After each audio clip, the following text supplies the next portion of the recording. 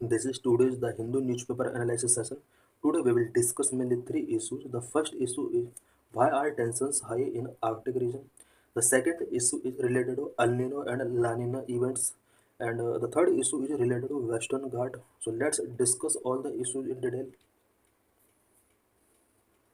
In this article, we will discuss why tensions are increasing in Arctic region. We will also discuss why geopolitical and economic significance increasing of Arctic region. So let's discuss the issue in detail. International observers have raised concern about escalating tensions in the Arctic region, warning that if left unchecked, could spark conflict in the region. International observers ने Arctic region के अंदर बढ़ रहे tensions को लेकर कुछ concern raise किए हैं और इन्होंने वार्निंग किया है कि अगर इन टेंशंस को अनचेक या कंट्रोल नहीं किया जाता है तो इस रीजन के अंदर कुछ कॉन्फ्लिक्ट स्पार्क हो सकते हैं आने वाले टाइम में. The Arctic region, once an isolated and frozen frontier, is now emerging as a geopolitical hotspot. Arctic region जो कि एक आइसोलेटेड और फ्रोजन फ्रंटियर के तौर पर अभी तक हमने देखा है, नाउ ये एक जियोपॉलिटिकल हॉटस्पॉट के तौर पर इमर्जिंग हो रहा है. Climate change is rapidly melting ice cap, opening new sea routes and open access to vast reserve of untapped natural resources. Climate change की वजह से आर्कटिक रीजन के अंदर रैपिडली मेल्टिंग आइस का मेल्टिंग हुआ है और इस आइस के मेल्टिंग होने की वजह से यहाँ पर एक सी रूट बन रहा है. साथ ही यहाँ पर नेचुरल रिसोर्सेस का एक्सेस अब यहाँ पर हो सकता है बिकॉज यहाँ पर बहुत ज़्यादा नेचुरल रिसोर्सेस का डिपॉजिट है. In response, global powers are claim their presence in the region, raising concern about potential conflict and military escalation. Global powers अपना अपना यहाँ पर क्लेम यहाँ पर कर रहे हैं कि ये रीजन उस कंट्री का है, ये रीजन इस कंट्री का है और यही वजह है कि यहाँ पर इस रीजन के अंदर potential conflict and military escalation हो सकते हैं. Strategic significance of the Arctic. Arctic region का स्ट्रेटेजिक सिग्निफिकेंस क्या है? The Arctic hold immense strategic and economic value. Because Arctic region के अंदर स्ट्रेटेजिक एंड इकोनॉमिक वैल्यू इसका बहुत ज़्यादा है. Economic value according to 2009 US geological survey, Arctic region may contain 13% of the world's undiscovered oil and 30% of its untapped natural gas reserve. 2009 के US geological सर्वे के according ऐसा expect किया जा रहा है कि आर्कटिक रीजन के अंदर वर्ल्ड के अनडिस्कवर्ड ऑयल का 13% रिजर्व आर्कटिक रीजन के अंदर हो सकता है. वहीं वर्ल्ड के अनडिस्कवर्ड गैस रिजर्व की अगर बात की जाए तो यहाँ पर 30% रिजर्व हो सकता है. It is also rich in rare earth element, phosphate, copper and valuable fishing ground. Arctic region कुछ रेयर अर्थ एलिमेंट के लिए भी बहुत ही इंपॉर्टेंट हो सकता है, सच है यहाँ पर फॉस्फेट हो सकता है, कॉपर हो सकता है एंड वैल्यूएबल फिशिंग ग्राउंड्स यहाँ पर हो सकते हैं. However many of these resource are locked under ice और beneath the sea bed and only becoming accessible due to global warming. जितने भी ये एलिमेंट हैं ये अंडर द आइस या फिर beneath द सी बेड हो सकते हैं और इनको इन तक एक्सेस तभी पॉसिबल है जब ग्लोबल वार्मिंग के थ्रू ये आइस मेल्ट होगा. स्ट्रेटेजिक वैल्यू क्या है इस रीजन का? Apart from resources the melting ice of Arctic region is opening new commercial shipping root. Resource के तौर पर ये इम्पोर्टेंट रीजन है. साथ ही इस रीजन का अगर आइस मेल्ट होता है तो इस मेल्टिंग की वजह से कॉमर्शियल शिपिंग रूट ओपन हो सकता है. North east passage along Russia's Arctic coast could shorten trade route between Europe and East Asia by nearly 8,000 kilometre. अगर आर्कटिक ओशन का आइस अगर मेल्ट हो जाता है तो इसके मेल्टिंग की वजह से जो सी रूट या शिपिंग रूट बनने वाला है, इस शिपिंग रूट के through Europe and East Asia के बीच का जो डिस्टेंस है ट्रेवल करने का वो 8,000 किलोमीटर तक लैज हो सकता है. This road is very attractive to China which envision a polar silk road that would boost maritime trade while ignoring traditional choke point like the Suez canal. ये जो रूट है ये चाइना के लिए एक अट्रैक्टिव रूट हो सकता है. इट मीन्स आर्कटिक रीजन के अंदर अगर आइस मेल्ट होता है, मेल्टिंग की वजह से जो शिपिंग रूट बनने वाला है ये शिपिंग रूट चाइना के लिए बहुत ही इम्पोर्टेंट होने वाला है. चाइना इसको एक पोलर सिल्क रोड के तौर पर देखता है और चाइना इस रूट के थ्रू बहुत ज़्यादा ट्रेड यूरोपियन कंट्रीज के साथ कर सकता है. चाइना को स्वेज कैनल का ये एक ऑप्शन मिल सकता है, बिकॉज स्वेज कैनल के थ्रू, जो कि एक चौक पॉइंट है, ट्रेडिशनल चौक पॉइंट चाइना के लिए, स्वेज कैनल का एक बेटर ऑप्शन मिल सकता है। legal framework and a territorial claim. Unlike the Antarctic region, which is governed by a demilitarized treaty system, the Arctic region falls under the United Nations Convention on the Law of the Sea (UNCLOS). Antarctic region की अगर बात की जाए, ये demilitarize treaty system के through govern किया जाता है। वहीं आर्कटिक रीजन इसके different United Nations Convention on the law of the sea (UNCLOS) के द्वारा गवर्न किया जाता है। Countries can claim seabed territories beyond their 200 nautical mile exclusive economic zones if these countries prove geological continuity with their continent self। अगर कोई country अपने continent self के साथ जियोलॉजिकल कॉन्टिन्यूटी 200 नॉटिकल माइल्स तक प्रूफ कर देता है, उसको उस कंट्री का एक एक्सक्लूसिव इकोनॉमिक जोन मान लिया जाएगा। इट मीन जैसे कनाडा कंट्री है, कनाडा कंट्री का जो कॉन्टिनेंट सेल्फ है, अगर वो कॉन्टिनेंट सेल्फ जियोलॉजिकल कॉन्टिन्यूटी यानी 200 नॉटिकल माइल्स तक जो अंडर वाला पार्ट है वो कॉन्टिन्यू स्प्रेड है वाटर के नीचे, उस एरिया को कनाडा का एक्सक्लूसिव इकोनॉमिक जोन के तौर पर डेजिग्नेट किया जाएगा और इस एरिया पर कनाडा अपना क्लेम कर सकता है। Arctic region is currently controlled by 8 countries: US, Canada, Russia, Sweden, Finland, Denmark, via Greenland, Norway and Iceland, which collectively form the Arctic Council। Arctic region current में 8 कंट्रीज के द्वारा control किया जाता है: यूएस के द्वारा, कनाडा के द्वारा, रसिया के द्वारा, Sweden, Finland, Denmark Denmark Greenland, इसी को हम डेनमार्क बोलते हैं, नॉर्वे एंड आइसलैंड। ये सभी कंट्रीज आर्कटिक रीजन को कंट्रोल करते हैं एंड इसको कंट्रोल करने के लिए कलेक्टिवली इन्होंने एक आर्कटिक काउंसिल बनाया हुआ है। Arctic Council aims to promote environmental protection and scientific cooperation. Geopolitical rivalry have strengthened its unity। Arctic council का जो मेन एम है वो एनवायरमेंटल प्रोटेक्शन को प्रमोट करना एंड साइंटिफिक कोऑपरेशन को प्रमोट करना, इसका एक मेन एम है। बट आर्कटिक रीजन के अंदर जो जियो पॉलिटिकल रिवलरीज बढ़ रही हैं, ये कहीं ना कहीं इस रीजन के अंदर जो 8 कंट्रीज का जो यूनिटी है इसको कहीं ना कहीं स्ट्रेंड कर रहा है। Countries like Denmark, Canada, and Russia have submitted overlapping territorial claim to the UN Commission on the limits of the continental shelf। कुछ कंट्रीज जैसे डेनमार्क, कनाडा एंड रसिया, इन कंट्रीज ने overlapping territorial claim UN commission के लिए किया है। It means इन्होंने UN commission के बिफोर ओवरलैपिंग टेरिटोरियल क्लेम किया है इस आर्कटिक रीजन से रिलेटेड, जो कि कॉन्टिनेंटल सेल्फ की लिमिट को क्रॉस करती है। If these claims accepted it would allow nations to control large areas of the Arctic seabed. अगर इन क्लेम को एक्सेप्ट कर लिया जाता है, it mean Denmark, Canada and Russia के जो क्लेम है, अगर इन क्लेम को एक्सेप्ट कर लिया जाता है तो इन नेशंस आर्कटिक सी बेड एरियाज में इन नेशंस को अपनी पावर स्प्रेड करने की इन्हें एक परमिशन गिवन करेगा। Broader implication for global security. Global security के लिए आर्कटिक रीजन किस तरह से एक ब्रॉडर इम्प्लीकेशन रखता है? The Arctic region is no longer a frozen wetland, it is becoming a highly contested region for energy politics, military posturing and trade competitiveness.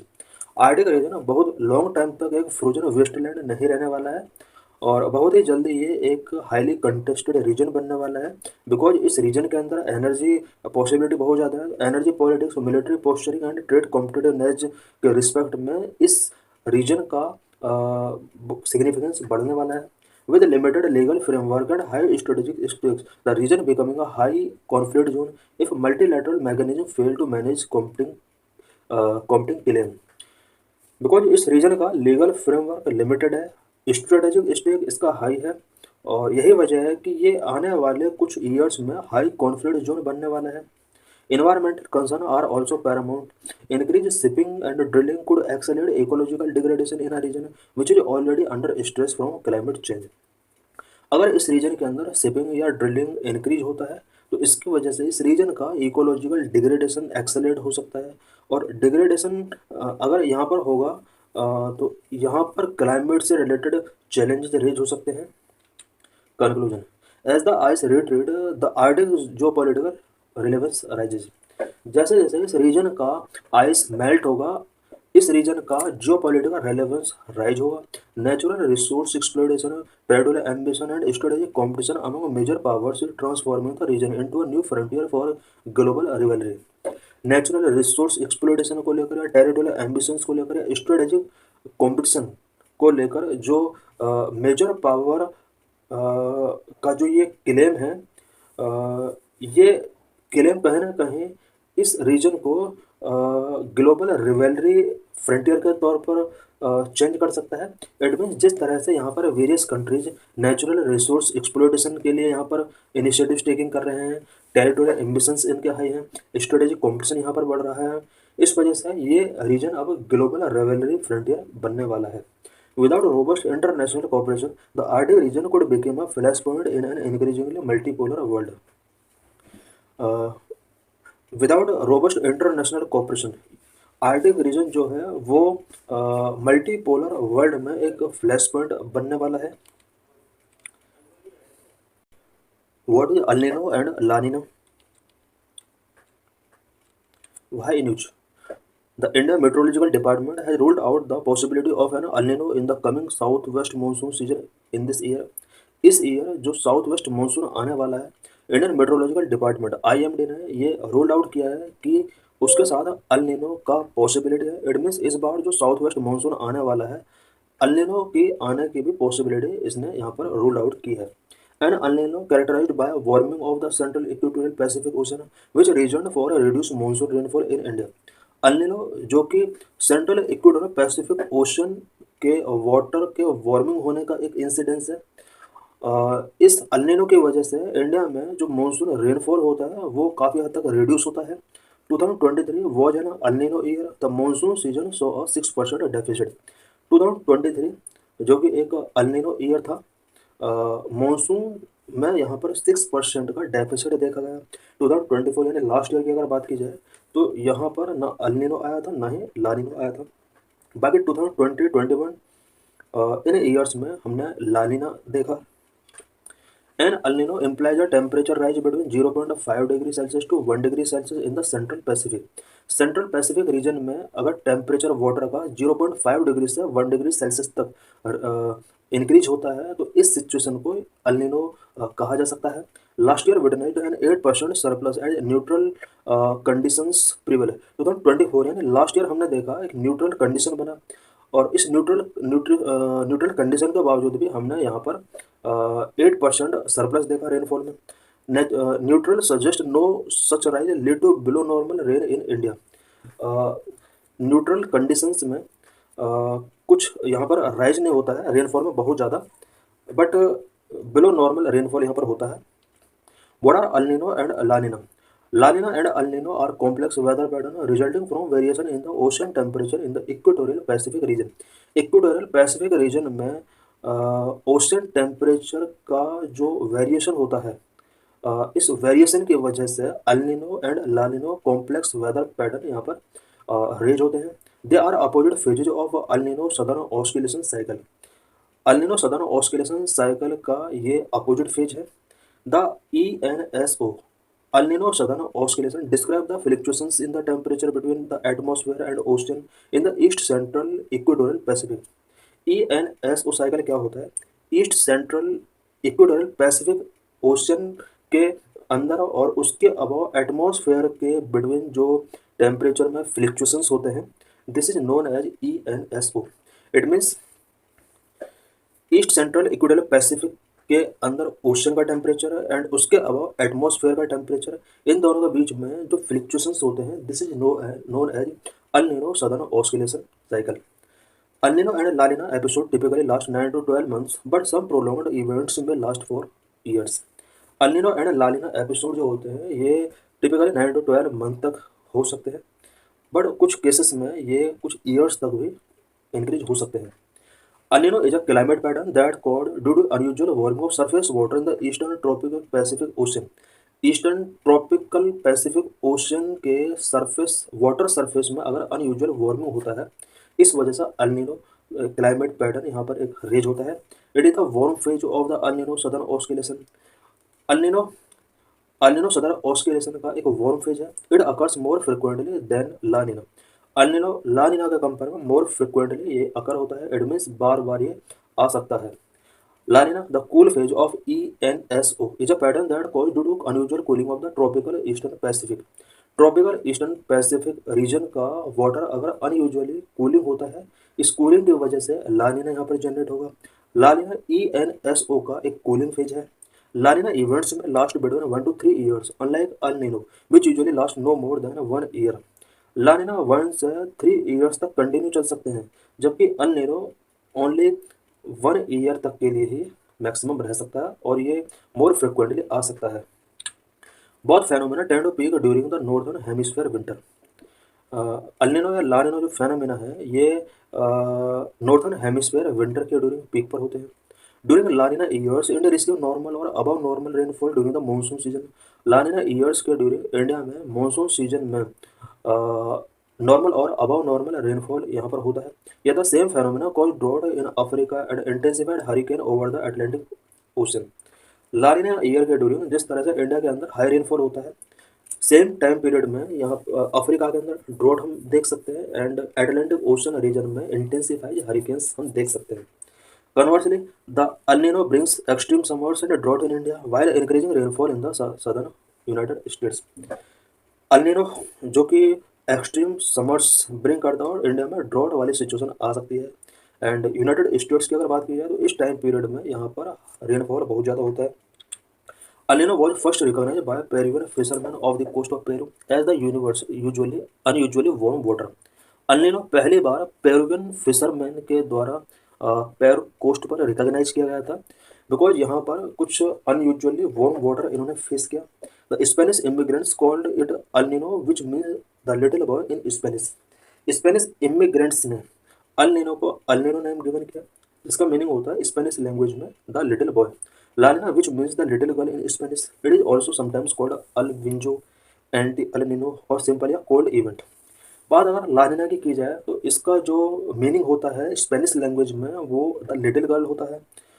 लानिना को अल वाइजो या एंटी अल निनो के नाम से भी या कोल्ड इवेंट के नाम से भी जाना जाता है। लानिना एंड अल निनो इन recent years, the pattern of temperature keeps confusion alive. Temperature का जो पैटर्न है अल निनो और लानिना को लेकर इसने एक कन्फ्यूज क्रिएट किया है लास्ट कुछ ईयर्स में। While the La Nina was expected to emerge by July last year but it was not. Last year July में एक्सपेक्ट किया जा रहा था कि लानिना जुलाई मंथ में आ सकता है, बट आया नहीं। The Indian meteorological department has expected a La Nina to set in by late 2024 और अर्ली 2025। इंडियन मेट्रोलॉजिकल डिपार्टमेंट ने एक्सपेक्ट किया था कि लानिना 2024 के लेट में या 2025 के अर्ली टाइम पीरियड में आ सकता है। This decade began with 3 consecutive La Nina events 2020, 21, 22, a rare occurrence known as triple dip La Nina followed by an El Nino in 2023। इस डिकेड में स्टार्टिंग में हमने 3 consecutive ला नीना इवेंट्स देखे। 2020 ला Neena year रहा, 21, 22 ला नीना ईयर्स रहे। इस तरह से जब कंटिन्यू 3 ईयर ला नीना इवेंट्स होते हैं तो इसको ट्रिपल डिप ला नीना कहते हैं। How climate change may effect both La Nina and El Nino events. Climate change किस तरह से La Nina and El Nina events को अफेक्ट कर सकते हैं। Climate change may increase the frequency and intensity of both La Nina and El Nino events as rising sea and land temperature disrupt the Pacific balance. Climate change La Nina and El Nino की frequency and intensity को increase कर सकता है, because sea and land temperature अगर increase होता है तो इससे पैसिफिक बैलेंस डिसरप्ट होता है। इट मीन्स क्लाइमेट चेंज की वजह से जिस तरह से सी टेम्परेचर या लैंड टेम्परेचर बढ़ रहा है, इस टेम्परेचर के बढ़ने की वजह से पैसिफिक बैलेंस यहाँ पर डिस्टर्ब हो रहा है। This could also amplify extreme La Nina events which generally lead to harsh winters in India. इसकी वजह से ला नीना इवेंट्स इंडिया में एक्सट्रीम हो सकते हैं और इस वजह से इंडिया में हार्श विंटर्स भी आ सकते हैं। How 2024 was different with respect to La Nina. 2024 La Nina के रिस्पेक्ट में किस तरह से डिफरेंट रहा। In 2024 La Nina was not emerge as expected. 2024 में ला नीना इमर्ज नहीं हुआ। एक्सपेक्ट किया जा रहा था कि ला नीना इमर्ज होगा, बट ऐसा हुआ नहीं। Historically the La Nina has usually formed during the monsoon और the pre monsoon period and it has formed only twice between October and December since 1950। Historically La Nina monsoon और pre monsoon period में form होता है और but 1950 से लेकर अब तक ओनली 2 टाइम ऐसा हुआ है कि ला नीना अक्टूबर और दिसंबर के बिटवीन इमर्ज हुआ। इट मीन्स नॉर्मली ला नीना आने का या इमर्ज होने का जो टाइम पीरियड होता है वो मानसून या प्री मानसून पीरियड होता है। बट मानसून के बाद अक्टूबर या दिसंबर के बीच में 2 टाइम ला नीना आ चुका है 1950 के बाद। La Nina was not emergency in monsoon even till December. Emergency नहीं इमर्ज होगा। La Nina was not emerge in monsoon even till December, it could affect global weather. इस बार 2024 में ला नीना मानसून में इमर्ज नहीं हुआ और इसकी वजह से ग्लोबल वेदर इफेक्ट हो सकता है। Many indices of declaration of onset of La Nina और अल नीनो। ला नीना और अल नीनो का डिक्लेरेशन कैसे किया जाता है, उसके लिए क्या इंडिसेस हैं? The onset of La Nina or El Nino can be declared on the basis of many indices. For instance, the Oceanic Nino Index. Compare the 3-month average sea surface temperature in the East Central Tropical Pacific with a 30-year average. Oceanic Nino index, इस index के according east central tropical Pacific region का 3 month का average temperature taking किया जाता है और इस temperature का 30 ईयर एवरेज के साथ कंपेयर किया जाता है।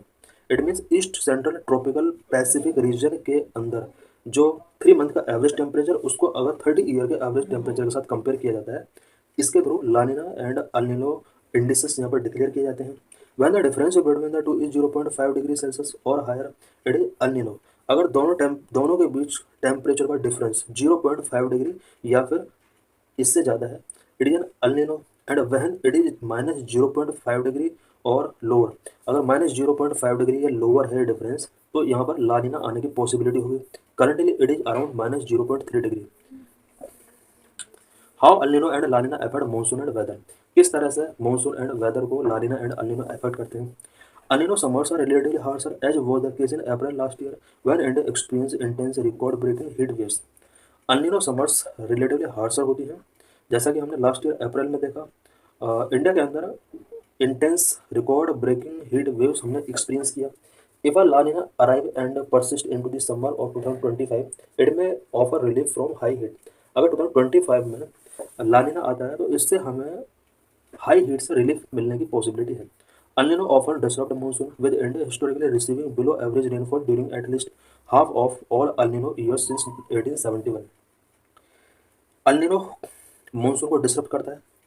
India historically El Nino year में बिलो एवरेज रेनफॉल यहाँ पर हुआ है। इट मीन जो नॉर्मल रेनफॉल होता है El Nino ईयर्स में रेनफॉल कम होगा।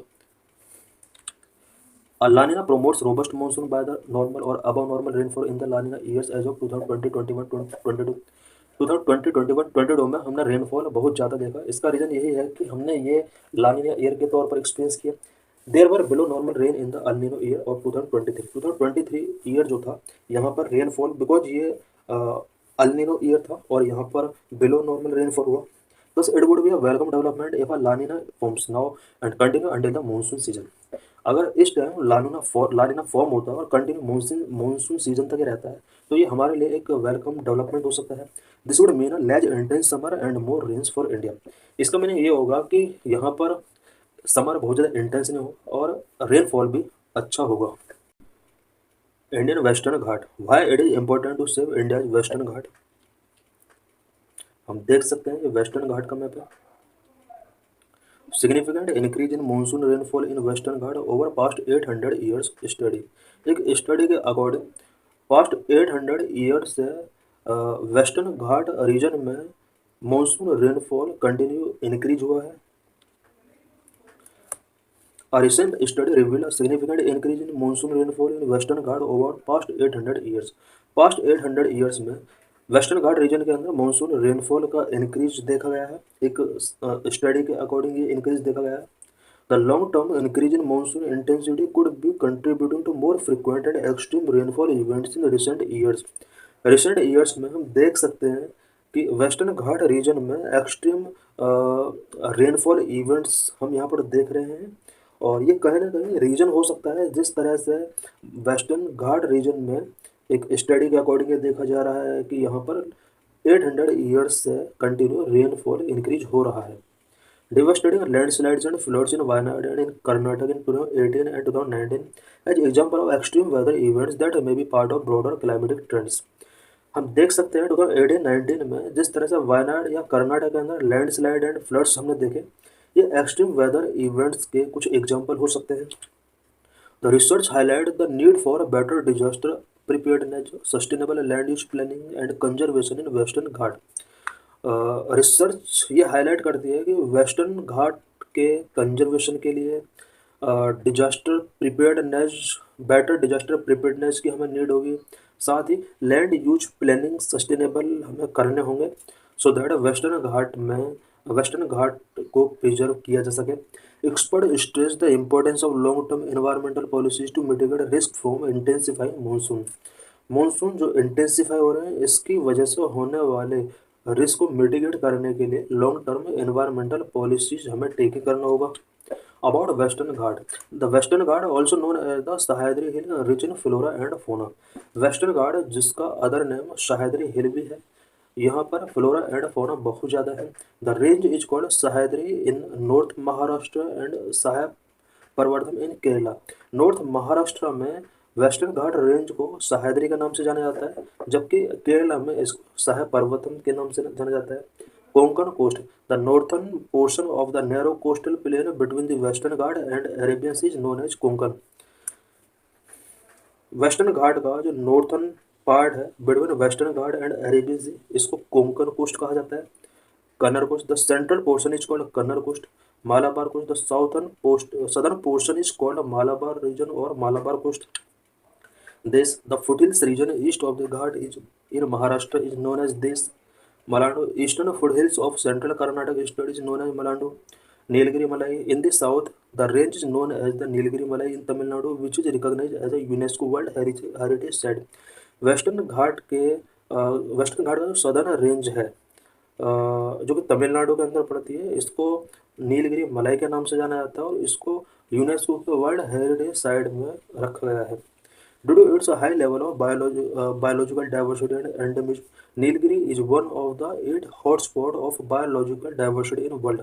वर्ल्ड की 8 हॉटस्पॉट बायोलॉजिकल डाइवर्सिटी में से एक नीलगिरी भी है, बिकॉज यहाँ पर हाई लेवल के बायोलॉजिकल डाइवर्सिटी एंड एंडेमिज्म है। यही वजह है कि इस रीजन को वर्ल्ड के 8 बायोडाइवर्सिटी हॉटस्पॉट में काउंट किया जाता है। Geology of western Ghat, western Ghat की जियोलॉजी के बारे में हम कुछ पॉइंट्स पढ़ेंगे। There are 2 views related to geology of western Ghat. Number 1, western Ghat mountains are block mountain formed due to the down warping of part of land into Arabian sea. Western Ghat block mountain के through form हुए हैं और इस western Ghat का एक part Arabian सी के अंदर warping हो गया, ऐसा माना गया है। Number western Ghat mountains are not true mountain but are the faulted edge of Deccan plateau. ऐसा भी माना जाता है कि western Ghat mountain true mountain नहीं है, ये डेक्कन प्लेटू के फॉल्टेड एज है, ऐसा माना जाता है। Major rock found in region include basalt, चान charnockite, khondalites and leptynite, granite genesis. ये सब यहाँ पर कुछ रॉक हैं जो फाउंड की गई है। Basic topography of western Ghat, western Ghat के बेसिक टोपोग्राफी क्या है? Geographical extent, the western Ghat extend from the Satpura range in the north गो Goa, Karnataka, Kerala and Tamil Nadu and at the Kanyakumari embracing Indian ocean. Western Ghat north में सतपुड़ा रेंज से स्टार्ट होता है, गोवा, कर्नाटक, केरला, तमिलनाडु होते हुए इंडियन ओशन में कन्याकुमारी तक ये एक्सटेंट है। A chain of mountains run parallel to India's western coast in a 1,600 km long stretch, approximately 30 to 40 km inland. Western घाट एक चेन ऑफ माउंटेन है जो कि इंडिया के वेस्टर्न कोस्ट के पैरेलल 1,600 किलोमीटर लॉन्ग स्ट्रेच है, about 30 to 50 kilometre ये inland है। This mountain cover an area of around 1,40,000 kilometre square. बात अगर इन माउंटेन के द्वारा कवर किए गए एरिया की जाए, about 1,40,000 kilometre square area cover करती है। माउंटेन रेंज कौन कौन सी है? वेस्टर्न घाट के अंदर बहुत सारे माउंटेन रेंज है। Nilgiri range south east of the Mysore Karnataka mid the Shevaroy and Tirumala range further east which link the western Ghat to the eastern Ghat. Anamudi peak इसी रेंज में आता है जो कि केरला में है। Anamudi peak in Kerala is the highest peak in the western Ghat. It is also highest peak in Indian outside the Himalaya. Western Ghat की हाईएस्ट पीक की अगर बात की जाए तो अनामोडी पीक है, और हिमालय के बाद सेकंड हाईएस्ट इंडिया में अनामोडी पीक ही है। Famous hill stations Panchgani, Amboli Ghat, ये लोनावाला, खंडाला, महाबलेश्वर, माथेरान, ये कुछ यहाँ पर फेमस हिल स्टेशंस हैं। Rivers flowing in the western Ghat. Western Ghat में कौन कौन सी रिवर्स फ्लो होती है? वेस्ट फ्लोइंग रिवर्स कौन कौन सी हैं? ईस्ट फ्लोइंग रिवर्स कौन कौन सी हैं? West flowing rivers, main rivers that originate in western Ghat and flow towards west are Netravati, Sharavati, Periyar, Bharathapuzha. Western Ghats west flowing rivers of are fast moving, short distance traveled and steeper gradient. So Western Ghat more useful to production of hydroelectricity. East flowing rivers कौन कौन सी हैं? Godavari, Krishna, Kaveri and many smaller tributary rivers such as Bhima, Malaprabha, Tungabhadra, भरतप्रभा, ये कुछ eastern flowing rivers है। East flowing rivers are comparatively slower moving and eventually merge into larger rivers such as the Kaveri and Krishna. Wild life and western Ghat. Western Ghat में wild life की बात करते हैं। Striped necked mongoose, Indian brown mongoose, Nilgiri marten, brown palm civet, small Indian civet and leopard cat are small carnivores found here. Endemic species इसमें कौन कौन सी हैं? नीलगिरी थार यहीं पर मिलता है, एंड लाइन टेल्ड मकाक यहीं पर मिलता है। About 325 globally threatened IUCN red list species occur in the western Ghat. IUCN red list में जो थ्रेटन्ड स्पीसीज काउंट की जाती है, globally about 325 species western Ghat के अंदर मिल जाएंगे। Globally threatened flora and fauna include 229 plant species, 31 mammal species, 15 bird species, 43 amphibians species, 5 reptile species and 1 fish species found here. Protected areas. Western Ghat is home to India's 2 biosphere reserve, 13 national park, several wildlife sanctuaries and many reserve forests. Western Ghat के अंदर 2 biosphere reserve हैं, 13 national park हैं, several wild life sanctuary इसके अंदर cover है, many reserve forest इसके अंदर covered है। Nilgiri biosphere reserve form the largest continuous protected area in the western Ghat. Nilgiri biosphere reserve comprise Bandipur National Park and Nugu in Karnataka and adjoining regions of Wayanad and Mudumalai National Park in the state of Kerala and Tamil Nadu. The Silent Valley National Park in Kerala is among the last tract of virgin tropical evergreen forest in India. Silent valley national park जो कि केरला में mainly western Ghat में ही ये पड़ती है। What are the threats to western Ghat? Western Ghat के before क्या क्या थ्रेट है? नंबर 1 माइनिंग से रिलेटेड चैलेंज है। Number 2 extraction of forest produce. Number 3 human wild life conflict, hunting, live stock grazing, encroachment by human settlements, hydro power project, deforestation, climate change. Number 1 mining. The mining activities have grown rapidly, resulting in serious environmental damage and social disruptions. Western Ghat region में mining activities rapidly grow हो रही हैं, जिसकी वजह serious environmental damage and social disruptions यहाँ पर raise हुए हैं। Sand mining has emerged as a major threat in Kerala. Kerala के अंदर मेजर थ्रेड के तौर पर सैंड माइनिंग हम देख सकते हैं। Unsustainable mining activities has increase vulnerability to landslides, damage water sources and agriculture which negatively affect the livelihood of the people living in those areas. Unsustainable mining activities की वजह से यहाँ पर लैंडस्लाइड्स बहुत ज़्यादा हो रहे हैं, वाटर रिसोर्सेज यहाँ पर डैमेज हो रहे हैं, एग्रीकल्चर को बहुत ज़्यादा लॉस हो रहा है, साथ ही यहाँ पर इस एरिया में रहने वाले पीपल का लाइवलीहुड काफ़ी हद तक अफेक्ट हुआ है। Number 2 extraction of forest produce. Human community living within and adjacent to protected areas in the western Ghat extract forest produce for subsistence and commercial need. Western Ghat region के अंदर human community जो protected areas के आसपास रह रही है, specially western Ghat के आसपास, वो फॉरेस्ट प्रोड्यूस यहाँ पर एक्सट्रैक्ट करती हैं अपने सब्सिस्टेंस या कॉमर्शियल नीड को कंप्लीट करने के लिए। Number 3 human wild life conflict. इस रीजन के अंदर ह्यूमन वाइल्ड लाइफ कॉन्फ्लिक्ट बहुत ज़्यादा बढ़ रहे हैं, हंटिंग बहुत ज़्यादा बढ़ रहा है, लाइव स्टॉक ग्रेजिंग बहुत ज़्यादा हो रहा है, जिसकी वजह से प्लांट एंड ट्रीज का नंबर कम हो रहा है। पीपल के द्वारा इंक्रोचमेंट प्रोटेक्टेड एरियाज में बहुत ज़्यादा हो रहा है, जिसकी वजह से ह्यूमन वाइल्ड लाइफ कॉन्फ्लिक्ट इस रीजन के अंदर बहुत ज़्यादा बढ़ रहे हैं। Hydro power project, large dam project in western Ghat have resulted in social and environmental disruptions. Western Ghat region में लार्ज डैम प्रोजेक्ट इस्टेब्लिश किए गए हैं जिसकी वजह से सोशल एंड एनवायरमेंटल डिसरप्शंस यहाँ पर रेज हुए हैं। Deforestation, conversion of forest land into agriculture land और for commercial purposes like tourism, illegal logging for timber have had significant negative effect on biodiversity. Forest land को जिस तरह से agriculture land और कॉमर्शियल पर्पज के लिए कन्वर्ट किया जा रहा है, इससे बायोडाइवर्सिटी पर नेगेटिवली इफेक्ट यहाँ पर देख सकते हैं। Number 10, climate change, change in land use pattern and deforestation have lead to big variations in the intensity and duration of rainfall. Land use pattern and land use pattern में जिस तरह से change हो रहे हैं और यहाँ पर बहुत ज़्यादा डिफॉरेस्टेशन जिस तरह से बढ़ रहा है, रेनफॉल का ड्यूरेशन एंड इंटेंसिटी भी इस रीजन के अंदर चेंज हो रहा है। देख सकते हैं कि इस तरह से न्यूज में लास्ट कुछ ईयर्स में केरला, तमिलनाडु, कर्नाटक रीजन में किस तरह से रेनफॉल बहुत ज़्यादा होता है एंड फ्लड जैसी सिचुएशन यहाँ पर क्रिएट हो जाती है। Climate change is also a cause of floods in many southern region in the recent past. Passes in western Ghat है, वेस्टर्न घाट में कौन कौन से पासेस हैं? थाल घाट पास, भोर घाट pass and Nani Ghat pass, Palakkad gap, Amba Ghat pass, Amboli Ghat pass, ये कुछ पास हैं। Conservation efforts for western Ghat, western Ghat को कंजर्व करने के लिए क्या क्या एफर्ट किए गए हैं? Various committees for western Ghat, western Ghat के लिए कुछ कमेटी इस्टेब्लिश की गई। सबसे नंबर 1 गैडगिल कमेटी 2011 में कॉन्स्टिट्यूट की गई थी। नंबर 2 कस्तूरी रंजन कमेटी 2013 में इस्टेब्लिश की गई थी। Gadgil committee 2011, it is also known as the western Ghat ecology expert panel. It recommended that all of the Western Ghat be declared as the ecological sensitive area with only limited development allowed in graded zone.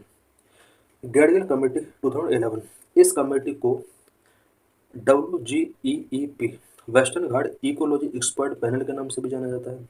इसने recommend किया था कि all western Ghat को ecological sensitive area ESA declare कर देना चाहिए। And development की अगर बात की जाए तो ग्रेडेड जोन में यहाँ पर डेवलपमेंट अलाउड किया जाना चाहिए। नंबर 2 कस्तूरी रंजन कमेटी 2013, गैडगिल कमेटी का 2 ईयर के बाद ही यहाँ पर कस्तूरी रंजन कमेटी कॉन्स्टिट्यूट की जाती है। Its sought to balance the environment protection and development in contrast to recommendations proposed by the Gadgil report. Gadgil report ने जहाँ पर कहा, जहाँ पर ऑल वेस्टर्न घाट रीजन को यहाँ पर इकोलॉजिकल सेंसिटिव जोन डिक्लेयर किया था, वहीं कस्तूरी रंजन कमेटी का जो रिपोर्ट था, रिकमेंडेशन था, वो इसका थोड़ा डिफरेंस था। कस्तूरी रंजन कमेटी ने इन्वायरमेंटल प्रोटेक्शन एंड डेवलपमेंट के बीच में एक बैलेंस अप्रोच यहाँ पर गिवन किया। The Kasturi Ranjan committee recommended that instead of total area of western Ghat only 37% of the total area should be brought under ESA and a complete ban on mining quarrying be imposed in ESA। Kasturi Ranjan committee ने western Ghat को लेकर कहा था कि पूरे western Ghat को protect करने के बजाय ओनली 37% एरिया को ESA डिक्लेयर कर देना चाहिए और इस रीजन के अंदर फुल्ली तरीके से माइनिंग क्वेरिंग को इम्पोज कर दिया जाना चाहिए।